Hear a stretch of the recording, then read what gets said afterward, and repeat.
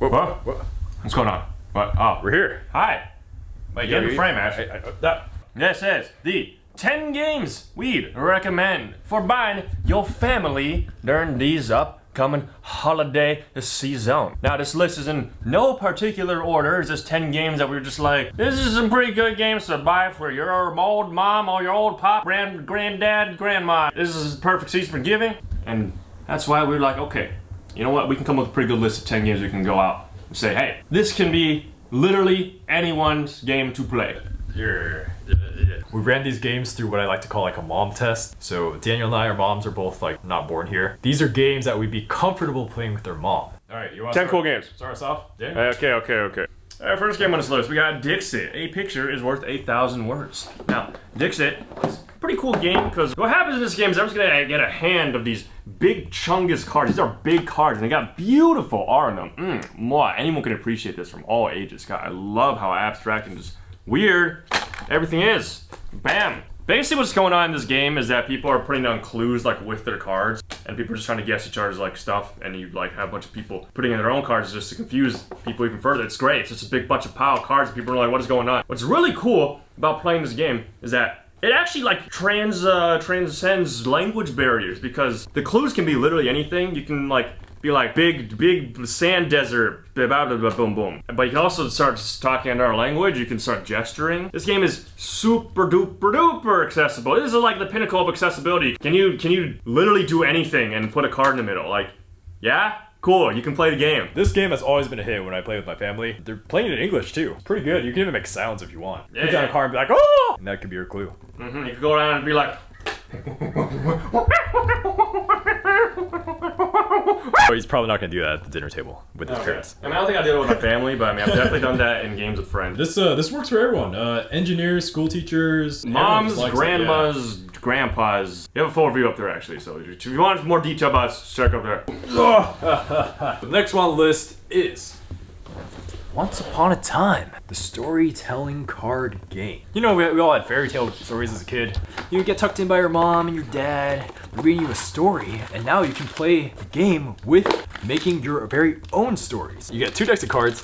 One of them is your ending, and one of them is just a bunch of different aspects. When we say aspects, I mean like these are just literally words, they're traits. Yeah. So these are aspects, you know, so like river, rescued, falling in love, and everyone's just trying to get rid of their hand of cards and then reach the end condition. So it's really fun. Everyone takes turns being the storyteller, and you're all weaving this collective story. You're talking about this prince and a frog, and then your dad starts talking about like this knight who's obese. It's just fun. Like, it's always different every time. What kind of dad talks about an obese knight? What? It's pretty fast too. It's like, what, 20 minutes? It's fun to tell stories, especially really dumb ones that you made up about pure nonsense. On to the next game. Give me taboo. It's right over there. Yeah, you grab it.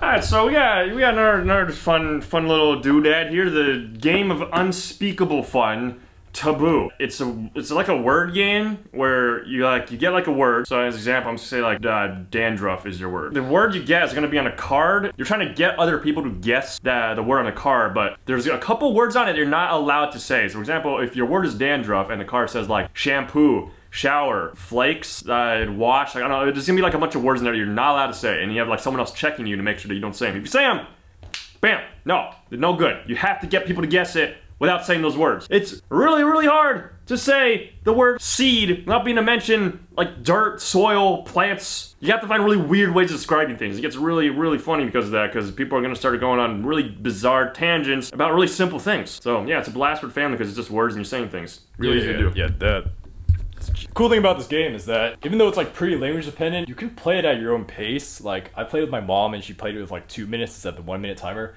Still a lot of fun, and you can kind of switch around the teams to make it balance. I'm sure you can kind of tell language dependent is a big like bias about us, because like we got like Asian families, but I mean, let's be real here. Pretty much all these games we got like language dependent except for Dixit. Oh, I also want to point out that so we have the older version of Taboo. It has a lot of like cross-generational things, which is really fun if you want to play with your family, because actually you want to just hold on to this.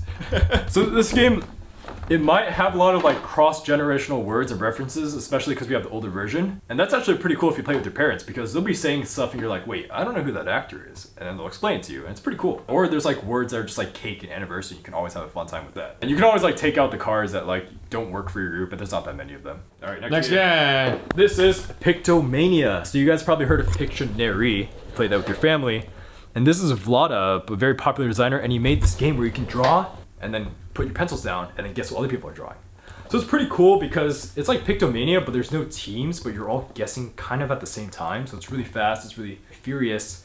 But it's like a mania. It's a mania, but the thing is, there's a lot of words here. And if your family is a little sketchy on that stuff, be warned. It also plays best with around 4 players, which I assume your family's probably around 4 players, so that's fine. Yeah, but you can scale the difficulty pretty well. Like they have like 4 difficulties of like the words. So like if you just want to just stick with like the easier stuff and have a great time, you can totally just do that. And I'm assuming your family's not like savages like us who's trying to game the game. They'll actually make legit drawings. Oh yeah. Yeah. But yeah, it's fun. It might be a little tricky to get the point system going, but if you host the game and then tell them how to do it, they'll pick it up after like a round. I mean, it's just a fun drawing game. If you just want like, this is like the drawing game of our list. If you just want like a goofy drawing game, just pick this one up. Yeah, pick it up, and then you always have like a bunch of funky.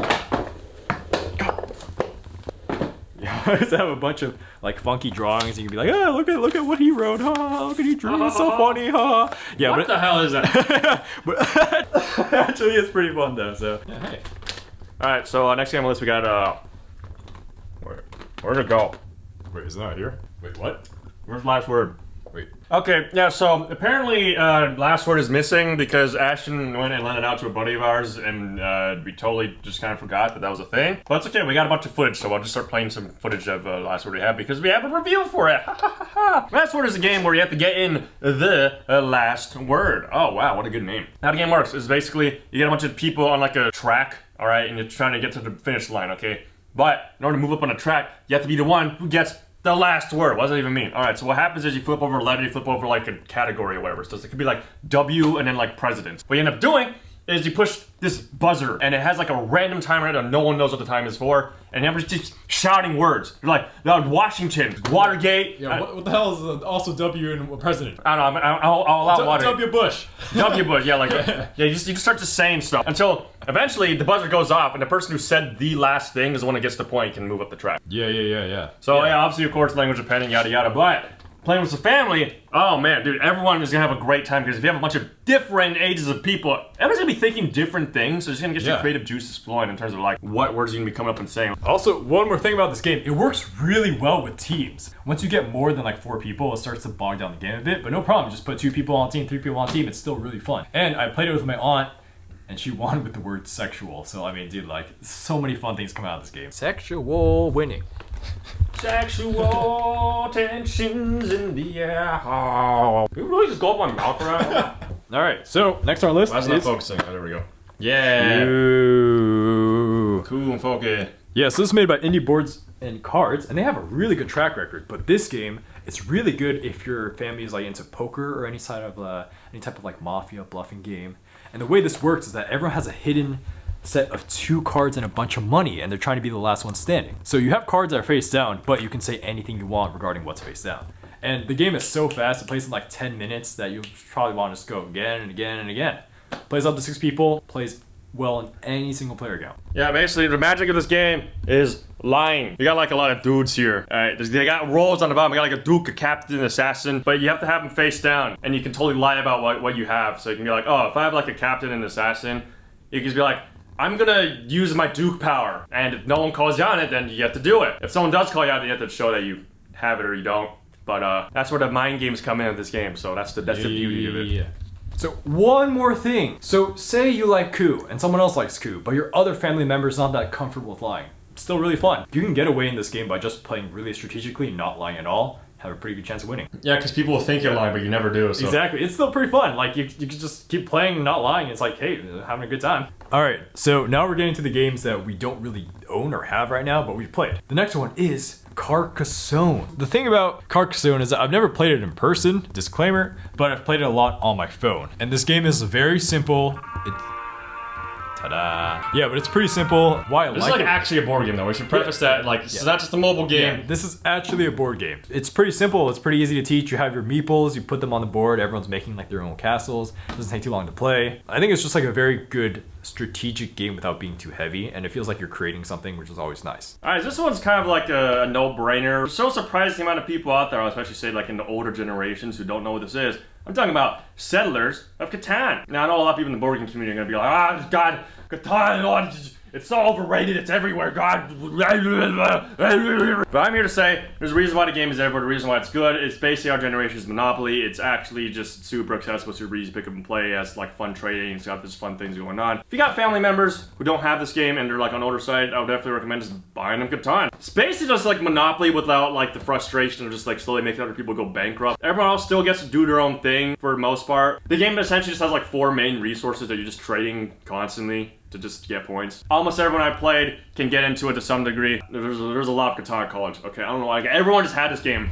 like in my age group, but there's a lot of people out there who don't have it, which is why I'm saying buy it for your grannies. Yeah, this game has like a lot of negotiation, a lot of trading, but once you point out to people that like, wait, you have this thing on a property, and once this thing is rolled, you get resources every time, you use those to buy things, they give you more stuff, it's like, whoa, man, like this is crazy, and I'm getting victory points, I'm making roads. It's just like a cool experience. I remember the first time I played it like 6 years ago, I was like, dang. Yeah, a lot of stuff happens without like much effort. You just kind of roll dice and you get things and you start trading them. It's fun. I will say that this one and Carcassonne are a little on the heavier side when it comes to this list. Just a warning. Okay, alright. The next thing on our list is Ticket to Ride by Days of Wonder. Now, Days of Wonder has a great reputation for making family games, and Ticket to Ride is just so simple, and it's so uniquely satisfying in terms of putting out trains. Like, people like trains. Trains are cool. Like, all the games is getting the longest track on a big board, right? Yeah, exactly. And I have the longest train, Yeah, the longest train, I have the longest track, I get a ton of points, I'm connecting Chicago and New York, blah, blah, blah. But the thing about the game that's so nice is that it doesn't have much confrontation. So you're never going to be like screwing over someone else. It's always like, oh, I'm just doing this because it makes sense for me. And everyone's like building their own thing. It's pretty fun. I mean, the components are nice. You have little trains, you put them down. Okay, so the last game we have in here, I want to preface this at saying none of us actually have played it or owned it, but I've just literally, I have seen so much dumb YouTube videos about this game that I'm just like, okay, first of all, I'm like gonna buy this game very soon. But second of all, it doesn't seem like there's that much to know about it. It's literally, imagine like spoons, but instead of like matching these to get points and grabbing a spoon, you get to throw like a plushy burrito at someone else. The game I'm talking about is throw Burrito. It's a wacky, dumb game. If you have like a big open space in your house and you and your family love this like ridiculous, outlandish goof, this game is perfect for that. This game is quite, it's like literally just an excuse to just throw really soft like objects at each other in the form of these plush burritos games come with. After you have your giant Christmas or Hanukkah dinner, whatever, you just run around and throw burritos at each other. I mean, what's there not to like? Everyone likes burritos, right? It's freaking fun. I will also say that I've played a ton of spoons in high school, and man, that was so much fun. Everyone can get into it. It's super fast paced. Even if you're not the fastest, you're having a lot of fun because you don't have to be the fastest one. You just have to not lose. Plus, there's burritos, so throwing burritos. Just wacky, dude. Yeah, throw a burrito. Like, what? Like, come on. It's freaking great. Now I'm hungry. Frick. I want to go buy this game. Let's go buy some burritos and buy this game. Yeah. Ready? 3, 2, 1, go. 3, 2, 1, burrito. Oh, they got me. Yeah, you totally got you. All right, so here we are to the end of the list. This holiday season, yeah. This holiday season, yeah. These are on our mind. Man, these look so much fun. And remember the mom test. It passes the mom test. Mm-hmm.